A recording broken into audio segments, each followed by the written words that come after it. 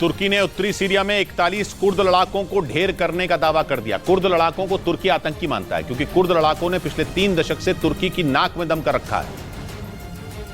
यही वजह रही कि तुर्की किसी भी कीमत पर कुर्द लड़ाकों का सफाया करना चाहता है। तुर्की के रक्षा मंत्रालय के मुताबिक उसकी सेना ने उत्तरी सीरिया के एक इलाके में 41 कुर्द लड़ाकों को ढेर कर दिया। इतना ही नहीं, तुर्की के रक्षा मंत्रालय ने यह चेतावनी दी कि उसकी सेना कुर्द लड़ाकों के खिलाफ तब तक हमले करती रहेगी जब तक कि उनका सफाया नहीं हो जाता। कुर्द लड़ाके पिछले 3 दशकों से तुर्की में खौफ पैदा करने की कोशिश में हैं। उन पर वहां कई शहरों में धमाके करने के आरोप लगते आए हैं। यही वजह है कि तुर्की की सेना लगातार कुर्द लड़ाकों के खिलाफ ऑपरेशन चलाती रहती है। इधर मध्य प्रदेश के दमोह के गंगा जमुना स्कूल पर नगर पालिका का एक्शन शुरू हो गया। वहां स्कूल में किए जा रहे अवैध निर्माण पर नगर पालिका का हथौड़ा चला। इससे पहले नगर पालिका ने स्कूल प्रबंधन को नोटिस जारी कर अवैध निर्माण पर जवाब मांगा था। इसी स्कूल पर छात्राओं को हिजाब पहनने के लिए मजबूर करने और धर्म परिवर्तन के लिए उकसाने के आरोप लगे थे। लेकिन अब इस स्कूल पर बिना इजाजत बिल्डिंग निर्माण का आरोप लगा, जिसकी वजह से नगर पालिका की टीम पुलिस के साथ वहां पहुंची और फिर वहां मजदूरों ने हथौड़े से बन रही इमारत को गिराने का काम शुरू कर दिया। कबूल किया है कि हमने स्वीकृति नहीं ली है क्योंकि वो अवैध था, इसलिए हमने उनके जवाब से संतुष्ट नहीं है, इसलिए उसको तोड़ रहे हैं। हालांकि एक दिन पहले भी नगर पालिका की टीम स्कूल में अवैध निर्माण को गिराने पहुंची थी, लेकिन वहां मौजूद कुछ छात्रों और उनके परिवार वालों ने विरोध करना शुरू कर दिया था, जिससे नगर पालिका की टीम को लौटना पड़ा था। इस बीच दिल्ली में पैदल चल रहे एक शख्स के बस से कुचले जाने के बाद जमकर बवाल हो गया। वहां पर मौजूद लोगों ने बस पर जमकर पथराव कर दिया और बस को चकनाचूर कर दिया।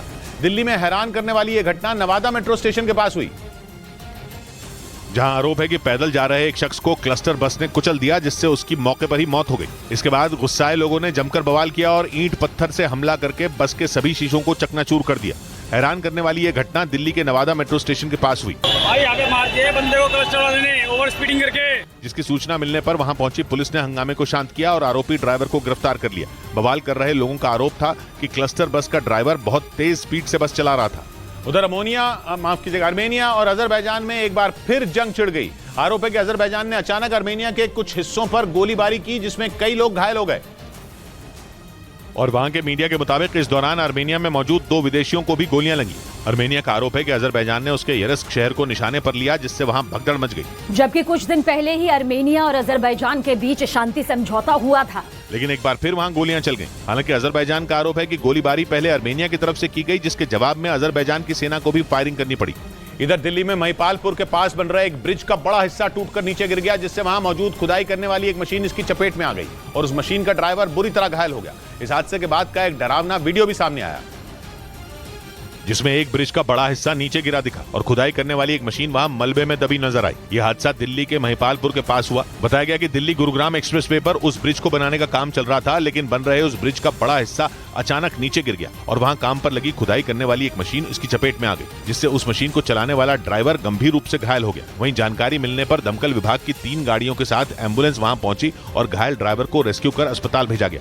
उधर बिहार के सीतामढ़ी में लोगों ने एक बच्चा चोरी करने के आरोप में एक लड़के की जमकर पिटाई कर दी। आरोप है कि वो लड़का एक गांव में घुसा और वहां से एक बच्चे को अपने साथ ले जाने लगा, लेकिन इस बीच वहां मौजूद कुछ लोग शोर मचाने लगे, जिसके बाद आसपास खड़े और लोगों ने मिलकर उस लड़के को घेर लिया और उसकी पिटाई कर दी। आरोप है कि बिहार के सीतामढ़ी में उस लड़के को लोगों ने एक बच्चे को अपने साथ ले जाते हुए देखा, जिससे भड़के लोगों ने उस लड़के को रस्सी से बांध दिया और बेरहमी से पीटने लगे। बच्चा चुरा लिया था। वहीं इस मामले की जानकारी मिलने पर पुलिस वहां पहुंची और उस आरोपी लड़के को भीड़ के चंगुल से छुड़ा लिया। बताया गया कि मानसिक रूप से बीमार होने की वजह से वो लड़का भटकते हुए उस गाँव में पहुंच गया था, लेकिन वहां लोगों ने उस लड़के को बच्चा चोर समझकर उसकी पिटाई भी कर दी।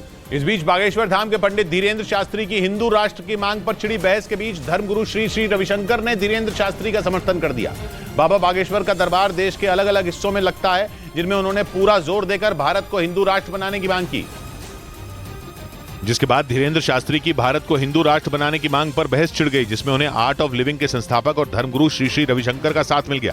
भारत हमेशा सनातन धर्म का रहा है। यही नहीं, उन्होंने साफ कर दिया कि धर्मनिरपेक्षता का गलत मतलब निकाला गया। देखिए, धर्मनिरपेक्षता को हम गलत तरीके से हमने उसको अर्थ लागू करें। धीरेन्द्र शास्त्री लगातार अपने दरबार में हिंदू राष्ट्र की मांग उठाते रहे हैं, जिसके लिए उन्होंने बागेश्वर धाम में यज्ञ भी किया था। उधर पश्चिमी मीडिया के मुताबिक चीन की अर्थव्यवस्था को अमेरिका ने बड़ा झटका दे दिया। अमेरिका के संसद ने एक नए कानून को मंजूरी दी। इसके मुताबिक चीन को अब अमेरिका किसी भी सूरत में विकासशील देश का दर्जा नहीं देगा, जिसका मतलब साफ है कि चीन की अर्थव्यवस्था गिरेगी और उसे अमेरिकी बैंकों से कम ब्याज पर कर्ज लेने में मुश्किल होगी, क्योंकि चीन विकासशील देश होने की वजह से सस्ता कर्ज लेता था और इसके साथ ही विकासशील देश होने की वजह से उसे व्यापार में कई तरह की छूट मिलती थी, जिसकी वजह से चीन को फायदा पहुंचा। पर अमेरिका के इस फैसले के बाद चीन की मुश्किलें बढ़ने वाली हैं। वहीं चीन ने आरोप लगाया कि अमेरिका से उसकी दुश्मनी की वजह से यह फैसला लिया गया, जबकि पश्चिमी मीडिया के मुताबिक अमेरिकी सांसदों का मानना है कि चीन की बढ़ती अर्थव्यवस्था, सैन्य शक्ति और दुनिया भर में निवेश को देखते हुए उसे एक विकासशील देश नहीं माना जा सकता। इधर राजस्थान के सवाई माधोपुर में रेत माफिया ने खनन विभाग की टीम पर हमला कर दिया। बताया गया कि रेत के अवैध खनन को रोकने के लिए कुछ अधिकारी वहां पहुंचे और कार्रवाई करते हुए उन्होंने रेत ले जा रहे 4 ट्रैक्टरों को रोकने की कोशिश की।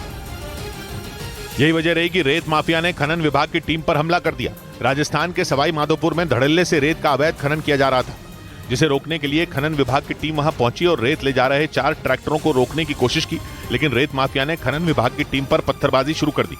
बताया गया कि इस कार्रवाई के दौरान रेत ले जा रहे 3 ट्रैक्टर के ड्राइवरों ने ट्रॉली पलटा दी और वहां से फरार हो गए, जबकि रेत से भरे एक ट्रैक्टर को जब्त कर लिया गया। लेकिन आरोप है कि जब्त किए गए उस ट्रैक्टर को बाद में गांव वाले लेकर फरार हो गए।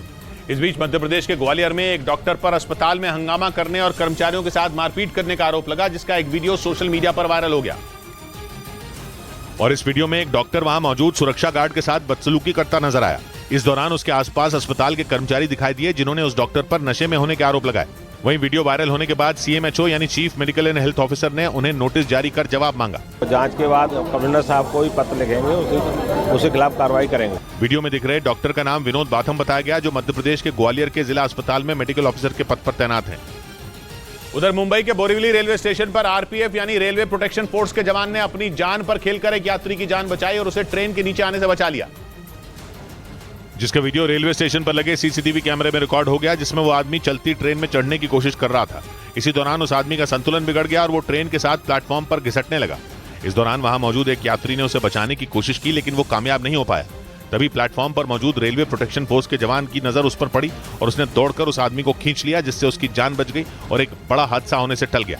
इधर उत्तर प्रदेश के मथुरा में प्रेम मंदिर में आग लगने से करीब 1 करोड़ रुपए का नुकसान हो गया। वहां आग मंदिर के एक गोदाम में लगी, जिसकी वजह से गोदाम में रखा सामान जलकर राख हो गया। क्योंकि वहां लगी आग इतनी भीषण थी कि उसने देखते ही देखते पूरे गोदाम को अपनी जद में ले लिया, जिसके बाद लपटों ने ऐसा तांडव मचाना शुरू किया कि आसपास के लोग भी खौफ में आ गए। प्रेम मंदिर के उस गोदाम से आग की ऊंची ऊंची लपटें उठती दिखाई दी। हालांकि जैसे ही आग लगने की जानकारी दमकल कर्मियों को मिली, वो उसे बुझाने के लिए पहुंच गए।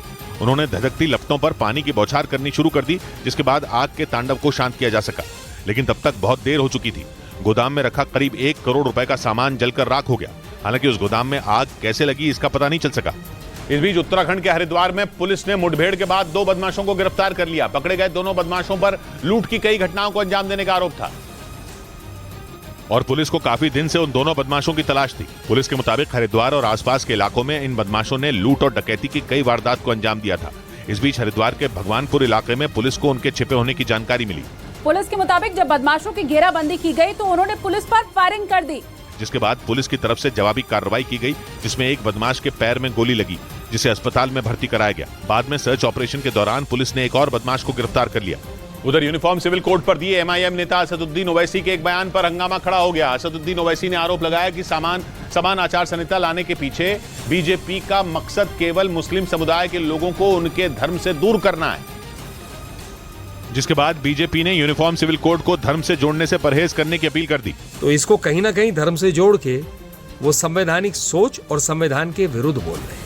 जबकि कांग्रेस ने यूनिफॉर्म सिविल कोड पर कुछ भी बोलना जल्दबाजी करार दिया। जब कानूनी रूप में हमारे सामने आएगी, उसको समझकर हम अपनी प्रतिक्रिया देंगे। ओवैसी ने यूनिफॉर्म सिविल कोड लाने का मकसद मुस्लिम समुदाय को निशाना बनाना बताया था। मकसद क्या है कि मुसलमानों को उनकी तहजीब से, उनके तमद्दुन से, उनके मजहब से उनका रिश्ता खत्म कर दो। ओवैसी का ये बयान उस दिन आया जब लॉ कमीशन ऑफ इंडिया ने यूनिफॉर्म सिविल कोड पर देश के अलग अलग वर्गों से सुझाव मांगे।